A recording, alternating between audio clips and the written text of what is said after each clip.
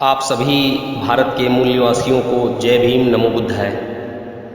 वैश्विक महामारी corona virus कोविड-19 की तालाबंदी के दौर में आप सभी मूल निवासी भाई बहनों को क्रांतिकारी जय भीम नमो बुद्ध है। मित्रों, मैं धर्मेंद्र सोनकर आप सभी के बुद्धत्व को नमन करता हूँ और करुणा के सागर तथागत बुद्ध के एक उक्ति से अपनी बात को रखता हूँ। अपदीपो भव, अर्थात अपना प्रकाश स्वयं बनो। विज्ञान कहता है कि आवश्यकता ही आविष्कार की जननी है, अर्थात जैसी आवश्यकता पड़ती है उसी के अनुसार आविष्कार होते रहते हैं तथा समस्याओं का समाधान होता रहता है। लेकिन पाखंड कहता है कि आविष्कार ही आवश्यकता की जननी है, एक ऐसा आविष्कार जो सभी आवश्यकताओं की पूर्ति कर दे, जबकि कर्ता कुछ भी नहीं है, केवल भ्रम पैदा करता है। आप बताइए कि अगर आपका दांत दर्द होता है तो आप किसी न्यूरोलॉजिस्ट के पास नहीं जाते हैं, यदि जोड़ों में दर्द होता है तो किसी डेंटिस्ट के पास नहीं जाते हैं, और यदि पैर टूट गया हो तो आप किसी नेत्र विशेषज्ञ के पास नहीं जाते हैं। यानी कि जैसा रोग वैसा डॉक्टर और वैसी दवा, तभी रोगों एवं दुखों का निवारण होता है। जबकि पाखंड कहता है कि पेट दर्द है तो तांत्रिक, दांत दर्द है तो तांत्रिक, बीपी हाई है तो तांत्रिक, सिर दर्द है तो तांत्रिक,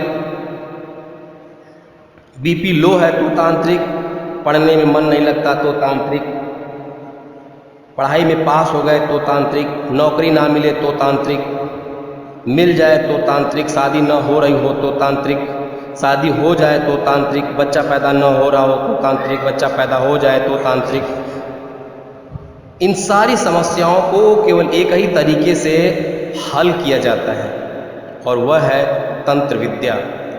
पाखंड तांत्रिक के घर में रखे वहाँ की मूर्तियों का चेहरा देखो और फिर फल फूल लड्डू मिठाई खिलाओ और वहाँ पर रखी दान पेटी में बिना किसी को देखे एवं दिखाए दान करो, यानी गाढ़ी कमाई के पैसे को दान पेटी में डाल दो और तुम्हारा कल्याण हो जाएगा।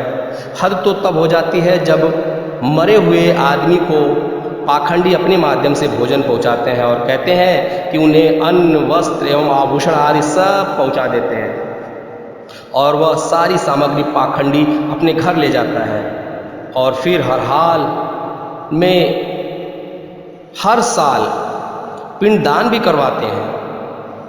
तथागत बुद्ध ने पाखंड का परित्याग करने को कहा, कबीरदास ने पाखंड को परित्याग करने के लिए कहा, संत रविदास ने पाखंड को त्याग करने के लिए कहा, महात्मा ज्योतिबा राव फूले, छत्रपति साहू जी महाराज, दक्षिण भारत के संत पेरियार रामास्वामी नायकर ने पाखंड को त्यागने के लिए कहा। उन्होंने इसे वैज्ञानिक रूप से सिद्ध करने के लिए नाना प्रकार की मूर्तियों को इकट्ठा किया और उसे एक ठेले पर रखकर उसे झाड़ू से मारते हुए पूरे दक्षिण भारत में घुमाया और लोगों को बताया कि अगर इन मूर्तियों में इतनी ताकत होती तो मेरे द्वारा झाड़ू से मारने पर हमें ज़रूर रोकते, परंतु इनमें कोई ताकत नहीं है। यह सब पाखंडियों द्वारा अपनी दुकान चलाने एवं आप लोगों को मूर्ख बनाने का एक मात्र तरीका अपना रखा है तथा अपने द्वारा सच्ची रामायण की रचना की गई। ऐसे तमाम संत महापुरुषों ने अपने तरीके से पाखंड को मिटाने का प्रयास किया तथा काफ़ी हद तक सफल भी हुए, लेकिन इन पाखंडी पुजारियों की जड़ें इतनी मजबूत थी कि वह उसे समूल नष्ट नहीं कर पाए, क्योंकि इन पाखंडियों ने सुनियोजित तरीके से भारत के मूल निवासियों को पढ़ने लिखने का अधिकार ही खत्म कर दिया था, जिससे सम्यक ज्ञान का स्थानांतरण नहीं हो पाया और वो पाखंडी पढ़े लिखे होते थे और अपने व्यावसायिक ज्ञान का स्थानांतरण ठीक ढंग से करते रहते थे, जिससे कि उनका पाखंड चलता रहे, दुनिया बेवकूफ़ बनती रहे और वह लोग इसका नाजायज़ फ़ायदा उठाते रहे। आधुनिक युग के विश्व रत्न, भारत के पथ प्रदर्शक, महान विचारक, गांधी के जीवनदाता, भारत के भाग्य विधाता, दलितों, पिछड़ों, शोषितों, वंचितों एवं अल्पसंख्यकों को मान, नारी को सम्मान देने वाले भारत के संविधान निर्माता बोधिसत्व, भारत रत्न से सम्मानित बाबा साहब डॉक्टर भीमराव अंबेडकर जी ने भी पाखंड को समाप्त करने का काम किया। जैसे सती प्रथा, ज्येष्ठ पुत्र की बलि, जातिवाद, स्पृश्यता आदि आदि, और उन्होंने भारत के संविधान में पाखंड को कोई स्थान नहीं दिया। तथा ऐसा करने वाले को दंडात्मक सजा का प्रावधान भी किया। अगर लोग थोड़ा सा हिम्मत जुटा लें तो सारे पाखंडी सलाखों के पीछे हो जाते या फिर हमेशा के लिए पाखंड करना छोड़ देते हैं। डॉक्टर अंबेडकर के महापरिनिर्वाण के पश्चात उत्तर प्रदेश के कानपुर निवासी श्री ललई सिंह यादव ने पेरियार द्वारा रचित सच्चे रामायण की रचना को माननीय उच्चतम न्यायालय में ले गए और वहां उन्होंने अपने तर्क एवं साक्ष्यों से विजय हासिल की, जिसमें माननीय उच्चतम न्यायालय ने सच्ची रामायण को परखने के बाद तुलसीदास द्वारा रचित रामायण को काल्पनिक बताया। श्री ललई सिंह यादव ने सच्ची रामायण का केस जीतने के बाद सच्ची रामायण को कई भाषाओं में अनुवाद कराया और पूरे देश भर में इसे प्रचारित एवं प्रसारित करने का काम किया, जिससे लोगों में काफ़ी जागरूकता आई है। ऐसे महान पुरुषों को शत शत नमन। पाखंड और अंधविश्वास ने करोड़ों करोड़ों को मौत के घाट उतार दिया, देश को कभी तरक्की नहीं करने दिया। आप सब लोग प्रतिदिन अपने इर्द गिर्द पाखंड को होते हुए देखते हैं और अपने लोगों को पाखंड एवं अंधविश्वास का शिकार होते हुए भी देखते हैं। मैं हाल ही के कुछ सत्य घटित पाखंड एवं अंधविश्वास वाली घटनाओं को दृष्टांत के रूप में बताना चाहता हूँ। जैसे दिल्ली की घटना, पाखंड एवं अंधविश्वास ने एक ही रात में एक ही परिवार के 11 लोगों को मौत के घाट उतार दिया, जिसकी न केवल भारत में बल्कि पूरी दुनिया में निंदा की गई। इस आधुनिक युग में इस घटना ने पूरी दुनिया को एक ऐसा प्रमाण दे दिया कि भारत में अभी भी पाखंड एवं अंधविश्वास का बोलबाला है। इस घटना ने सभी बुद्धिजीवियों को पूरी तरह से झकझोर कर रख दिया, जिसमें बच्चे, बूढ़े और जवान सभी पाखंड एवं अंधविश्वास के शिकार हो गए और खुद अपने ही हाथों से मौत को गले लगा लिया। जबकि जापान में एक कई किलोमीटर लंबी सुरंग में फंसे कई बच्चों एवं अध्यापकों को विज्ञान एवं तकनीकी के माध्यम से उन्हें कई दिनों के बाद भी जीवित बचा लिया गया। एक ऐसी ही घटना है उत्तर प्रदेश की राजधानी लखनऊ के मॉल ब्लॉक में घटित होता है, जिसमें इटौंजा के एक पाखंडी ने होनहार युवक को मौत के घाट उतार दिया, इस अंधविश्वास में कि जिस रस्सी से फांसी दी जाएगी वह रस्सी बहुत कीमती एवं ताकतवर हो जाएगी। मैं नहीं जानता कि अभी भी पाखंडी अपराधी सलाखों के पीछे हैं या फिर खुलेआम घूम टहल रहे हैं, जिससे दूसरे पाखंड को अंजाम दे सकें। ऐसे तमाम पाखंडों को आप रोज़ देखते हैं, कहीं बच्चे की बलि दे दी तो कहीं जीवा की बलि दे दी तो कहीं कुछ तो कहीं कुछ। मज़े की बात यह है कि यहाँ के पाखंडियों के आराध्य का कोई एक आदर्श जीवन यापन ही नहीं है।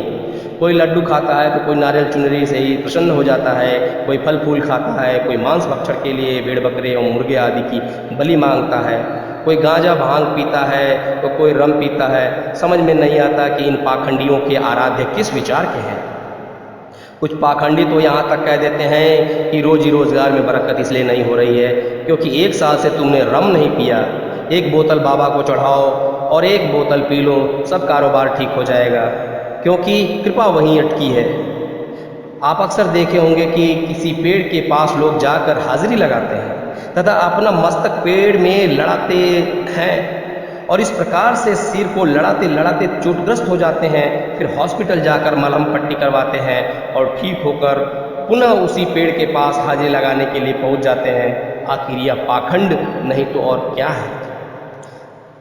मित्रों, मैं नहीं जानता कि ईश्वर है या नहीं, लेकिन इतना जरूर जान गया हूं कि ईश्वर के नाम पर खुली लूट, पाखंड, बच्चों, महिलाओं तथा पुरुषों का शोषण होता है। मित्रों, कड़वा बोल रहा हूँ परंतु सत्य बोल रहा हूँ। यदि किसी को दुख हो रहा हो तो उसके लिए मैं पहले ही माफ़ी मांग लेना चाहता हूँ। मेरा इरादा किसी को ठेस पहुँचाना नहीं बल्कि सत्य को उजागर करना है। यह भी बताना चाहता हूँ कि जो भी विदेशी भारत आए उन्होंने इस देश को बहुत कुछ सिखाया है, चाहे अरबी के रूप में महमूद गजनवी, मोहम्मद गोरी या मुग़ल आए या फिर अंग्रेज आए या फिर विदेश का ज्ञान विज्ञान आया या फिर कोई रोग जैसे HIV एड्स या फिर वर्तमान का कोरोना वायरस कोविड-19। जब महमूद गजनवी लूटने के इरादे से भारत आया तो उस समय पाखंडियों ने यह कहकर पाखंड शुरू कर दिया कि कोई आत्मा प्रकट होगी और सभी आक्रमणकारियों को मार डालेगी। लेकिन जब महमूद गजनवी पास आया और पाखंडी को देखा तो इनके मूर्खता पर हंसने लगा और लूटपाट शुरू कर दिया। जो भी विरोध करने आया उसे गाजर मूली की तरह काट कर फेंक दिया और सारी धन संपदा यानी सोना चांदी हीरे मोती एवं जवाहरात को लूट कर सैकड़ों हाथी घोड़ों एवं ऊँटों पर लाद कर लेकर चला गया। आपको जानकर हैरानी होगी कि ऐसा सिर्फ एक बार नहीं बल्कि 17 बार हुआ। फिर भी अंधविश्वास एवं पाखंड में जकड़े हुए पाखंडियों को समझ में नहीं आया, और यदि समझ में आया भी होगा तो कैसे कहें कि उनके तंत्र मंत्र में कोई शक्ति नहीं है, और यदि कह देते तो उनकी दुकान बंद हो जाती। फिर मोहम्मद गोरी आया, उसके बाद उसका सेनापति कुतुबुद्दीन ऐबक ने दिल्ली सल्तनत की स्थापना की। फिर बहुत सारे विदेशी इस देश में आए, अपने अपने तरीके से राज किया, भारत के धन संपदा को लूटा, दुरुपयोग किया और चले गए। फिर मुग़ल आए, उन्होंने भी देश पर शासन किया, लेकिन वह लोग ज्ञान विज्ञान की तरफ ज़्यादा ध्यान नहीं दिए और यहाँ के पाखंडियों में रम गए और यहाँ के वैभव में डूब गए। अंत में अंग्रेज आए, उन्होंने अपने ज्ञान विज्ञान एवं तकनीकी के दम पर इस देश पर कब्जा किया। सारे पाखंडियों की शक्ति धरी की धरी रह गई। लगभग पौने 200 वर्षों तक देश पर राज किया, सारा ज्ञान विज्ञान लगा दिया।